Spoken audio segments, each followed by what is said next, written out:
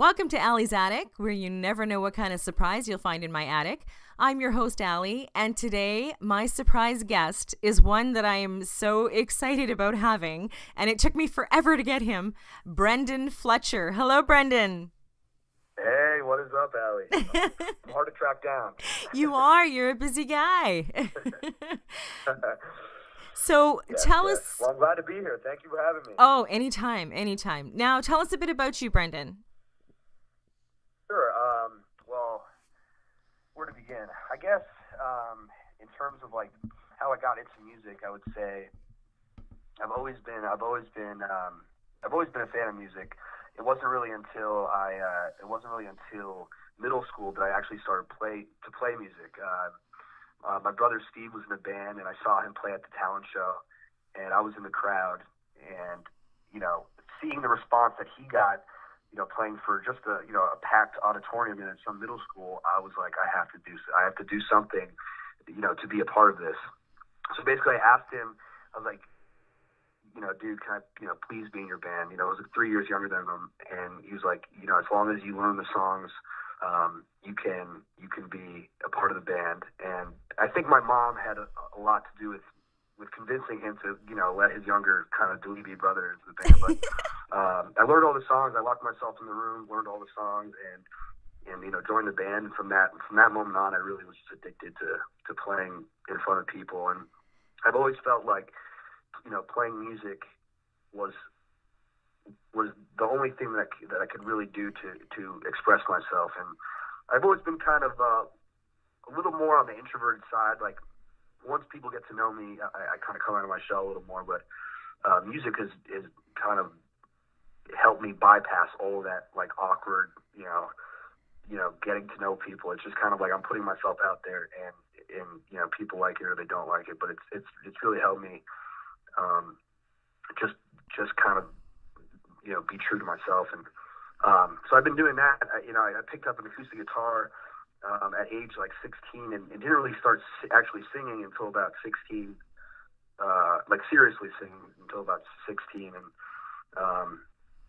And I started listening to guys like Bob Dylan and Johnny Cash, and that's kind of where it all took off. Wow. Now you're from Brooklyn, New York, right? I live in Brooklyn. I'm actually from Randolph, New Jersey, north central New Jersey, in a small suburb. Not a lot going on. But that's where you started touring, right? In New Jersey and New York City? Yeah, playing shows in New York and in New Jersey, and I lived in Charleston and South Carolina, and also went to school in Boston, where I played a lot. Okay. Now, watching you on season 11 of The Voice was one of my happy moments. Your voice, your talking voice, is different than your singing voice. You've got more grit in your voice when you sing. Is that just natural? Yeah. I think it excuse me. It helps me. The way I sing, I kind of it is natural. I mean, it's kind of like I just push really hard when I sing, and it helps me kind of just emote and connect with the lyrics. That's just how I've always sang. Like, the vocal style that I sing with, it kind of comes from, I used to be in a metal band, in a hardcore band, where I didn't sing at all. I used to actually, like, scream and grunt, and I think I kind of damaged my voice a little bit doing that. And so my singing voice kind of is a little bit, it's not as clear as it used to be when I was a little younger, after, being in all those bands and stuff. So I think maybe that might have taken a little bit of a toll on it. Well, it's not a bad thing. Okay. Trust me. Okay. You have a beautiful voice. Thank you very much. The way you connect to songs too is unbelievable. Now, I'm sure Adam Levine kind of pushed you out of your box a little bit, and tried to get you not as introverted as you are. And I mean, a lot of the coaches on The Voice, one of their big things is, connect to the song. Every song you sang was like you were the original singer and you were singing it directly to whoever was listening to you. It was beautiful. Oh, thank you very much. Yeah, I mean, I think a show like that, you wanna be more than just kind of a karaoke singer, because you are singing other people's songs. So you wanna. The only way a performance, I feel, is successful is if it comes across as if the person singing it, it's about their life, or it's something that they wrote, or So every song that I chose, I made sure I connected to the lyrics on some level, so I could kind of go and get into that zone where the lyrics, you could see that the message of the song resonated with me. So, definitely, the singing, for example, The River, like being from New Jersey, growing up with a mom that played Born to Run on vinyl like every single day. Mm-hmm. My first song I ever heard was Thunder Road in the crib. So to have Adam say, Bruce Springsteen just gave the okay for you to sing The River, it was like, it felt like a dream. It was absolutely insane. So I did not want to let Bruce down, and all of New Jersey down. So yeah, you definitely have to connect with the song, and I'm glad that came across. Yeah, it totally did. Now, Adam cracks me up. Adam and Blake crack me up, period. I'm sure you watched it last night. Now having Gwen Stefani on there, being Blake's girlfriend, is a little different. Right, yeah. Now, talking about how you're introverted, how did you even find it within yourself to go and audition for The Voice and be on The Voice and go through what I couldn't even imagine would be one of the most stressful things in life ever?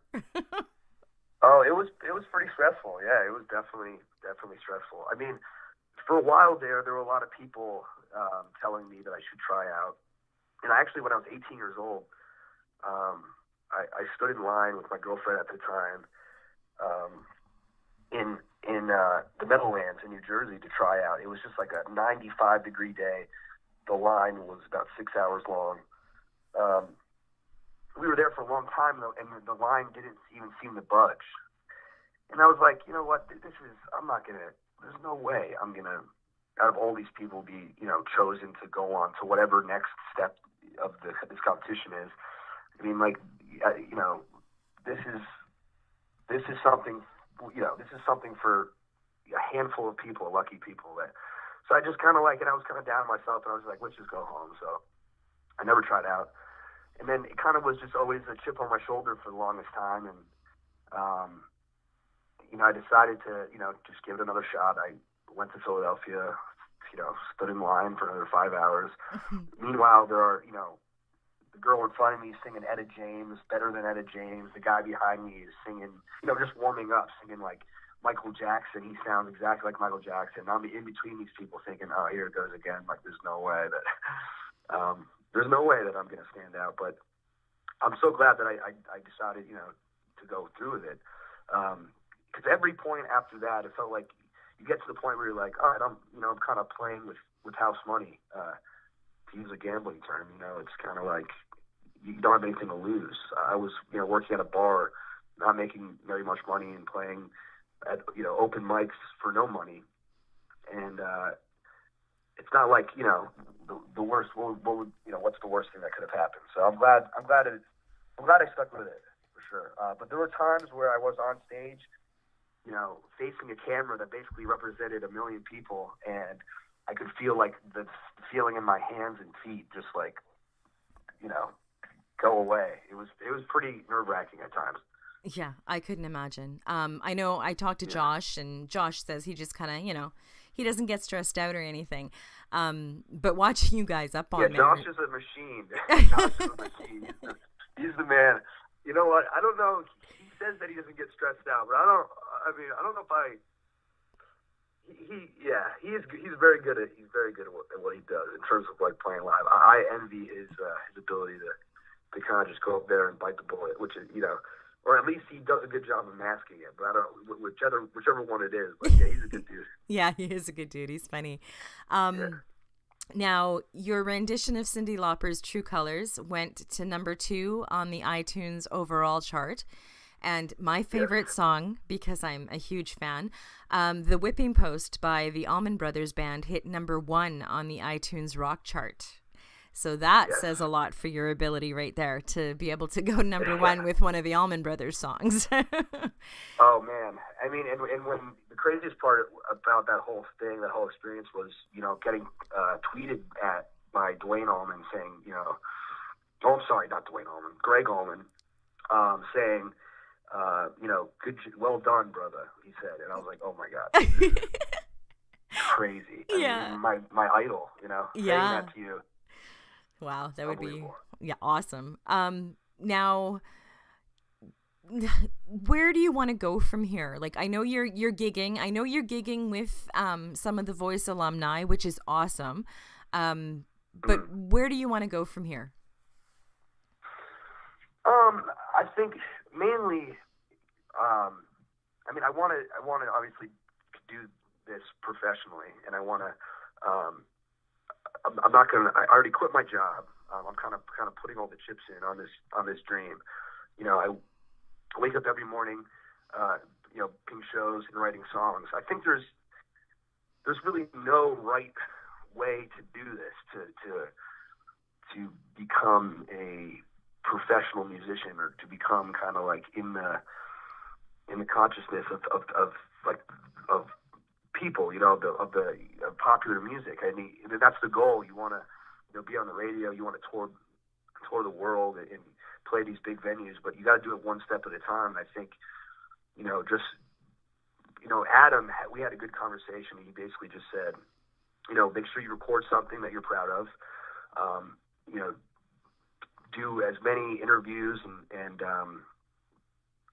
press things as much as possible, and don't stop gigging. Gig as much as you can, but most importantly, make sure you take your experiences, your everyday experiences, from the show and after the show, and try to write songs that are meaningful. And that's kind of the biggest advice and best advice I've gotten. Is just kind of keep doing it and keep waking up every day and working towards that goal. Well, wow, that's good advice.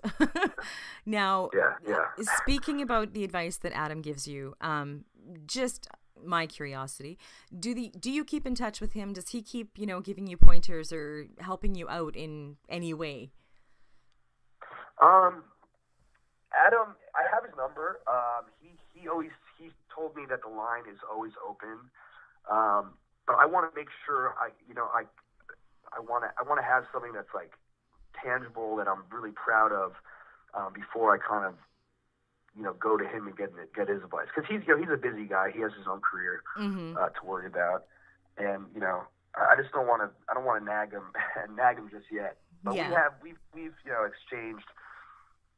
exchanged kind of just like hellos here and there. New Year's, I wished him Happy New Year's. He wished me Happy New Year's. But again, I want to kind of lay some groundwork before I kind of call him up with my hand out a little bit. So are you in the recording studio? Like, are you recording your album? I am right now. I just finished one song. I'm going into the studio in a couple of days to do the second song. And I don't have an exact date for when the EP is going to be out. But I want to make sure it's something that I'm proud of, and it's something that people will enjoy. A lot of people, I feel like they fall victim to just kind of releasing something after the show just for the sake of releasing something, and maybe it's not the greatest thing in the world. But I definitely don't want to just jump the gun. I want to record something that I'm proud of. Yeah, well, definitely. Let's talk about your fan base.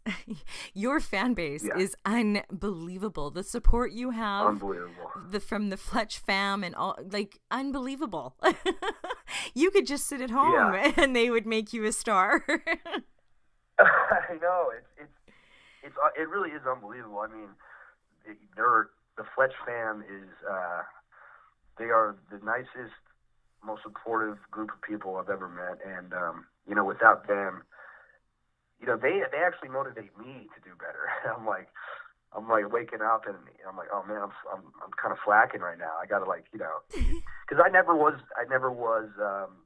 before all this. I didn't have a Twitter. I didn't have an Instagram. I was never good at the social media experience. So I mean, I've just with their help, I've gotten better at it, and and they're just so amazing. Vicky, a fan of mine, Vicky Vega, is so awesome. When I was on tour going to Charlotte and Atlanta, she flew out from Washington. She came to all the shows. She actually bought like a nice care package for me, and just everyone's just been so nice. And yeah, without them, it'd be really hard to do this. Yeah, well, you've got a lot of support. They've been helping me out too, which I totally appreciate. I wasn't expecting that. I was like, wow, okay. Now, okay, I'm going to ask the question that's on everybody's mind right now. Well, anybody that's female. Are you single? I am currently single, yes. Oh my goodness. Girls are going to be going crazy now. I am on the market. Oh my goodness. Okay. Well, girls, I'm way too old to even compete, unfortunately. But yeah, so he's single, and the way he sings, my God. Now, you kind of gave some advice when you were talking about what your dreams were to new artists. Do you have any other advice you can give new artists other than just practice and get out there and do it? Yeah, I would say, I think, it's like with anything. If you want to be, if you have a dream of being a doctor, well, that might be a bad example, but I mean, it's really all about making small goals for yourself and working to complete those goals on a daily basis. Waking up and today I'm gonna write a song, or today I'm going to work on album art, or today I'm gonna design T-shirts, or today I'm gonna book a gig, or today, or even smaller than that. Today, if you've never played in front of people, I would strongly recommend going out and playing an open mic. That is the biggest advice I can give anyone. Playing in front of people is there's so much value to that. That's what I learned. I mean, there was a time where I would every night of the week I would play one, if not two, open mics. And you're not going to get paid the first 100 that you play, but 101 you may meet the venue owner and he wants to bring you back for a showcase, or you meet another musician at an open mic and they want to collaborate with you. It really, things happen just by chance, and it's really all about just putting yourself out there, because it's hard to become a rock star in your room if you never leave your house. Exactly. So just getting out there and putting yourself out is probably the primary suggestion I have. Okay, well, that's good advice. Now you're independent, you're not signed. Is that something you're looking to do, is get signed and picked up by somebody, or are you happy being independent? I'm happy being independent right now. You're not beholden to anyone. You don't have to pay anyone dues or give your music away to anyone. Adam actually, he's told me not to sign anything if a record company approaches me. He told me to be independent and kind of weigh the options. And it's been working out for me. You get the lion's share of the money when you're not signed. So that's good. And you have complete creative control. And we were talking about this before the interview, but yeah, Chance the Rapper, he's a perfect example of how you can be successful, super successful, without having to be signed. Yeah. And the industry is so kind of screwed up. Publishing deals and like it's just like people, the creative forces are not the ones that are kind of getting the money. It's the corporations that are getting the money. So yeah, being independent right now is kind of how I'm operating, I would say. Well, and from everybody that I've talked to, it seems to be the best way to go. You've got your freedom, and like you say, you get the share of the money, and Totally. you're not a cookie cutter. I mean, it just seems like, Right. and no offense to anybody that is a singer, because I think everybody that can actually get up on stage and sing and have people invest in them is talented. But I think a lot of the recording companies go by, well, that sold, so let's make that sound the same. And they're kind of forcing everybody Sure. into the same mold. And so I'm very much Definitely. enjoying having new artists on my show because I'm getting subjected to such great music that I never would have heard. So, yeah. Sure, yeah, absolutely. I mean, yeah, exactly. It's like you have so much more. You're not, cookie cutters is a great word, is a great term to use. You don't feel pressure to make a certain kind of album or write a certain kind of song with this, certain message. You can write a song that's true to you and sounds true to you. So it really is. It's kind of inspiring to do it by yourself. It makes it fresh every day, and it makes it more enjoyable every day. Yeah, and it makes it real. Now, I want to say I can hear you're cold. I know that you have a cold. So thank you. Yeah, well, thank you for coming on, even though you haven't been feeling well. Of course. And Of course, it was my pleasure. yeah, it was mine. Trust me. Now, I hope that, if something big happens, you get your record out, anything. I mean, you can always come back. I told Josh the same thing. I tell everybody the same thing. If you ever want to share anything with me, you've got me on Twitter. You can come back on my show anytime. The joy of me being independent is I can do that. And I wish you... Yeah, and I want to say thank you so much. This has been out of all the interviews I've done, this has been, it's up there as one of them. It's one of the better ones. So I want to thank you, Allie. I'm definitely looking forward to coming back. Thank you. Thank you so much.